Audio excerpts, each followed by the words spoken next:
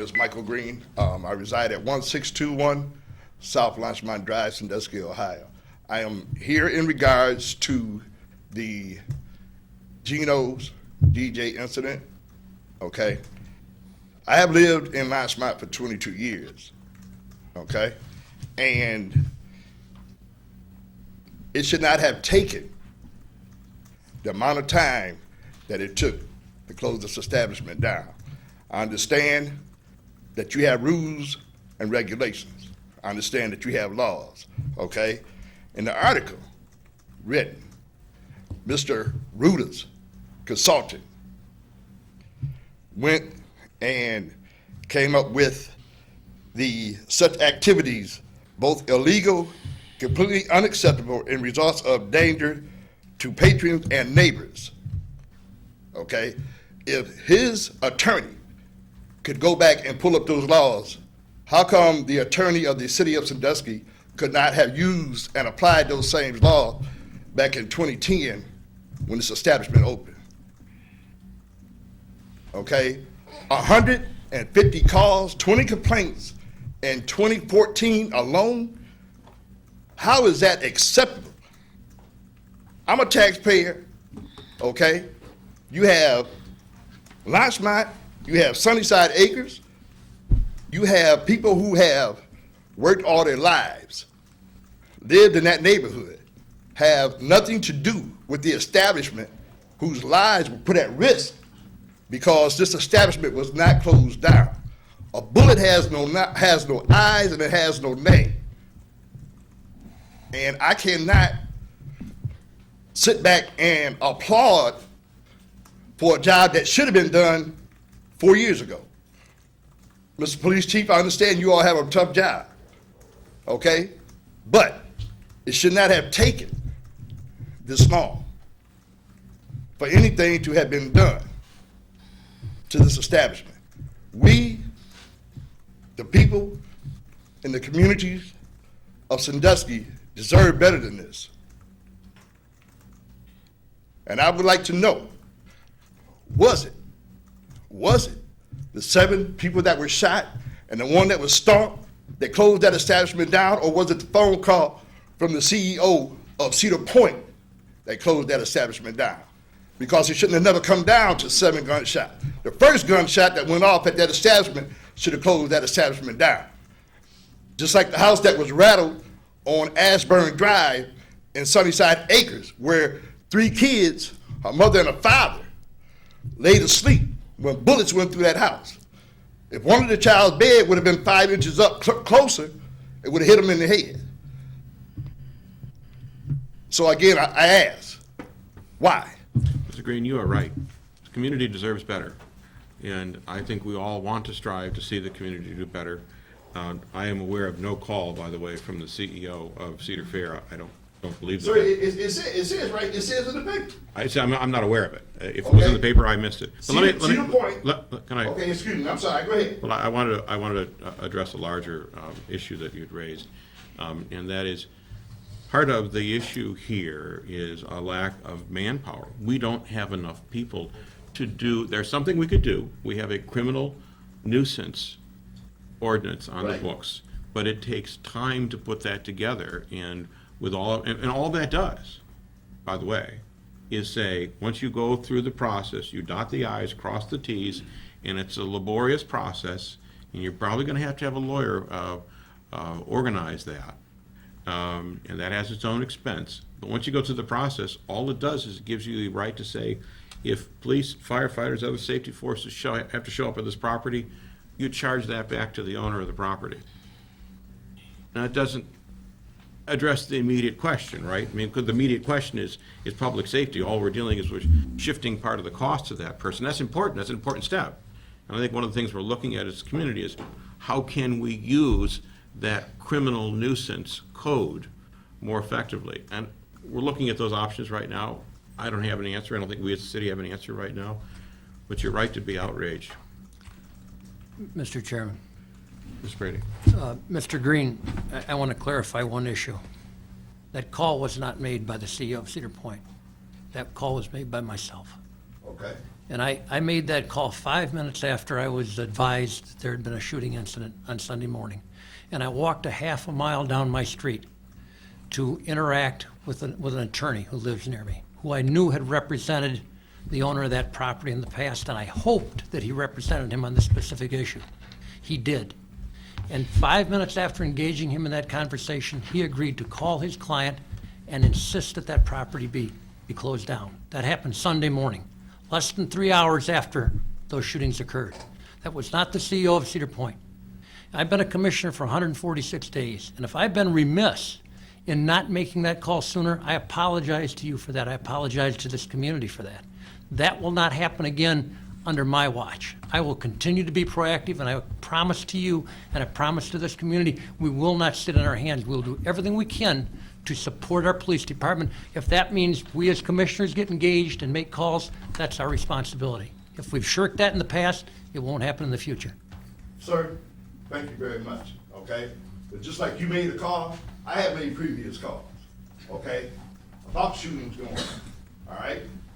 I shouldn't have to worry about my wife leaving home, driving down Roosevelt, okay, on her way to work, getting hit by a stray bullet, okay? That shouldn't have to be a concern of mine. I couldn't agree with you more. Okay, in any neighborhood in the city of Sandusky, I do not believe that establishment would have stayed open as long as it did. That's my personal opinion, that's my personal belief. I don't. Regardless of how much money Mr. Carl Ruder has, okay, it should not have stayed open.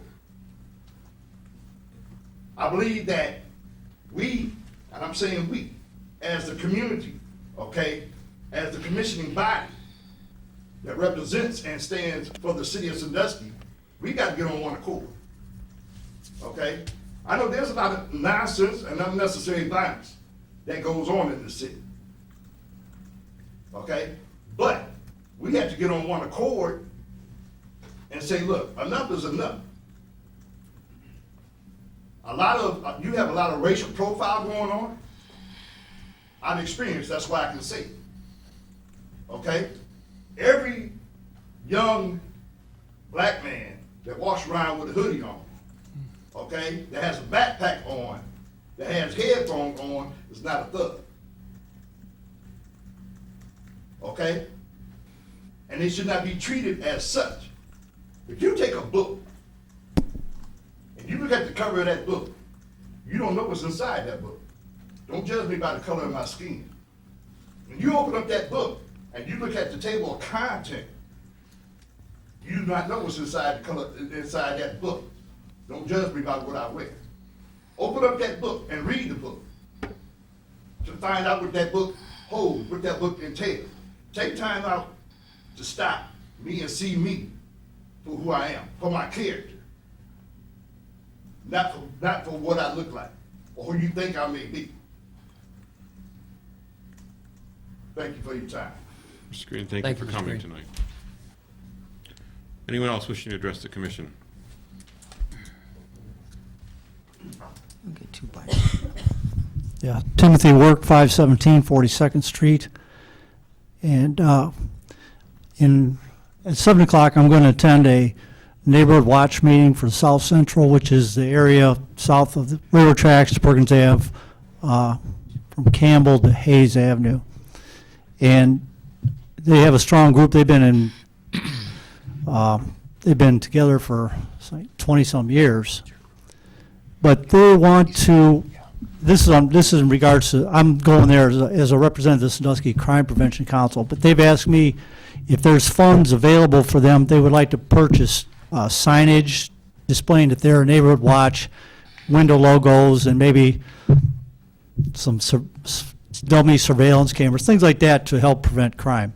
And I sent an email to Rebecca Corrigan. She said that her and the chief, I think, they're talking about providing some funds. It wouldn't be a whole lot, like a couple $100. But I told them it's probably in the works. So that's one thing. And we are trying to get more neighborhood watches going. But I run into this where we need some small amount of funding for flyers or signage and things like that. So if you could look into that, I'd appreciate it. And also, if you could update us on, not right now, but as far as like code enforcement and if anything's happened with the crime-free rental program, if there's anything we can do with that to help with that along, or where that stands, the status. And the other thing is, and I have to agree with Mr. Green too, that I think the neighborhood has not been treated fairly over there. And I don't want to cause trouble, but I just have to wonder sometimes if what really triggered this solution was the owner's name in the paper.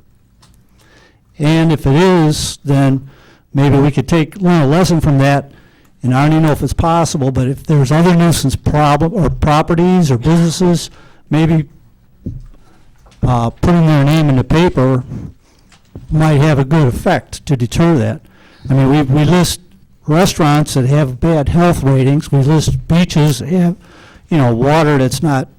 So you list people that got pulled over and stuff like that. So, I mean, I wouldn't say right away, but if it's ongoing and there's no other solution, I'm just trying to throw out things, but I'm excited about the future. I think, we got a good commission and hope, I don't know Mr. Webster, but I know Ohio City is a great place, so, yeah, I'm excited about that too, so.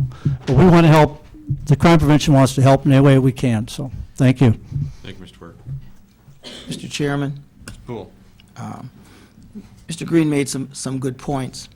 I do not, and we do not know whether or not the police department actually is doing any profiling, because we don't have I've not seen any statistics that support it or deny it one way or another. We do have a new management records program, which I hope will be able to provide that information so that we can show you one way or another whatever is actual. What is the actual truth. I would suggest that there's enough anecdotal information with regard to the experience of African Americans that there's certainly justification for the charge that African Americans are being profiled. I've had discussions with the chief about things that would give that impression, but essentially that's it. I want to suggest about profiling in general, which that profiling in general is unproductive. Officers spending time on any group, African Americans that are not suspects or are not criminals, is time that they're not spending working on actual people that are criminals. So going forward, hopefully, Chief, you'll be able to provide the data that justifies the way your business is being done.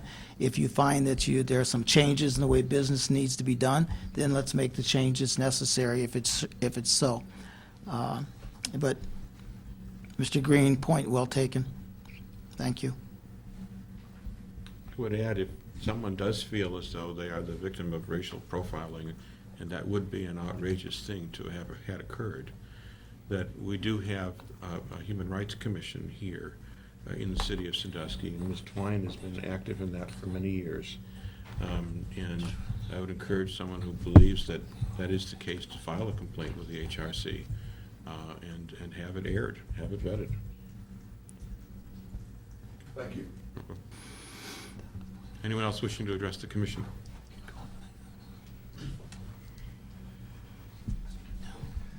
Kevin Weisler, and we live at 320 West Parish Street. Well, for many years, I believe that West Parish has needed speed bumps in between Columbus Ave and Campbell Street. People need to get to the post office and Job and Family Services. Morning, noon, and night, these people are speeding. Since I opened the speedway, now there's a lot more traffic through there. People are speeding constantly. We yell at them, stop, and they speed up. We got signs in our yard, stop speeding, slow down. And our dog was killed a month ago by a hit-and-run driver. At 6 o'clock in the morning. And he just took off. The second person that was behind him, he stopped. But the point is, there should be speed bumps on both of those blocks between Columbus Ave and Campbell Street, and we just want to know how this is going to happen. What could be It done has to, to get this going, to get speed bumps or a sign so people know the speed limit? or make the 25-minute or 25-hour miles per hour sign bigger or If there's lights flashing. around it or something? There's children that live in this area, and we don't want it to this to happen to a child. Mr. Chairman, So, Mr. Brady? I'd be glad to coordinate that with, coordinate between Chief Orzech and the engineering department and review that situation for you and get to the bottom Cop of could it. sit in our driveway from the house and watch how many cars just beat by, you know? Very serious situation. Cop could be there to slow down, but if they're hiding, you know, then you can obviously see them. I'll bring that to Aaron's attention tomorrow. Could you make sure you provide Mr. Brady with your contact information, email, telephone number, so we can follow up? Okay. Okay. Thank you for bringing the issue up. Anyone else wishing to address the commission? Mr. President, if I could, before I go, I do want to talk to, speak to what Mr. Green was talking about, but I just want to reassure and maybe explain a little bit. You know, the police department and my department have used every tool available. This isn't a unique situation, what was happening there. We had a similar, if you remember, in town, and I can't remember the name of the place, but I remember the name of the owner, because we ended up spending a lot of time in court.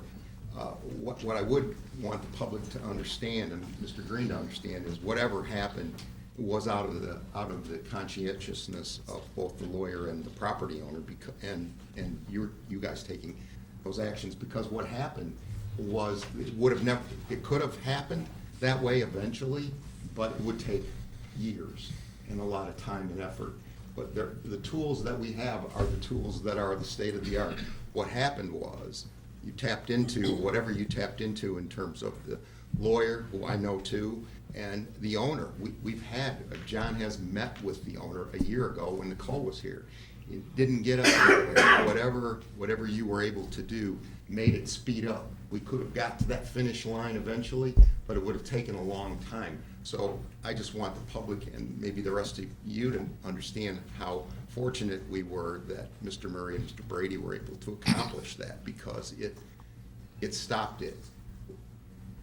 There are certain things that, and I think it was explained, there's no liquor license, there's not a lot of avenues when you have this kind of an establishment that really, it's really about the owner and the quality of the owner and what they're going to allow on their property.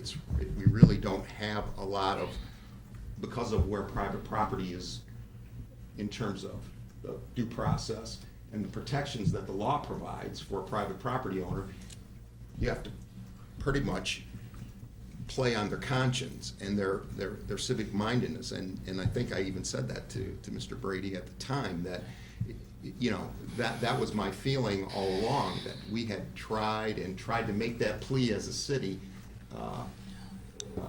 through the police chief, and it didn't work.